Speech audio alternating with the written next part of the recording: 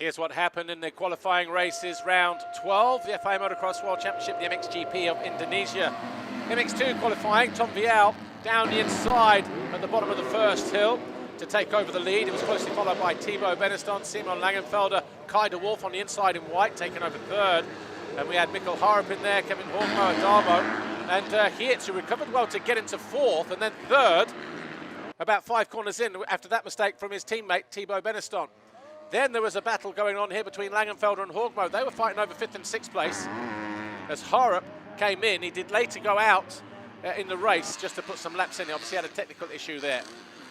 The battle for second position between Geerts and De Wolf. De Wolf went wide, but then capitalised, going back into turn 1. But then on the same lap, he made this mistake at the bottom of the hill, fell out of 2nd place, and that allowed Jago Geerts, Thibaut Beneston, Langenfelder, Horgmo and Adamo to go through.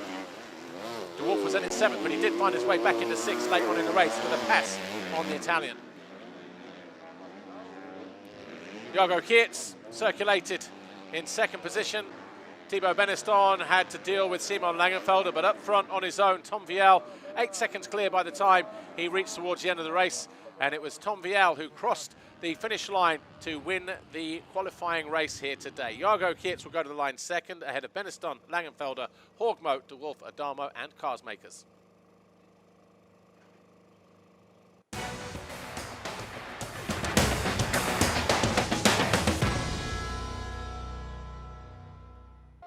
In the MXGP qualifying race here in Indonesia, the riders charged down into turn 1. Over on the left-hand side, it was Tim Geiser who swept over the whole shot line first. Ben Watson very in mid-pack. Guadagnini in there as well, the 14 of Jed Beaton right towards the back. As we came out of turn 2 though, Fevre got himself in the 2nd. Jonas was 3rd, Koldenhoff 4th, Fernandez at the inside of the Dutchman and Jonas, but then he would lose out on the face of the finish jump. Jonas would get back himself into 3rd place. A battle for 4th between the 2 Spaniards, Ruben Fernandez and Jorge Prado.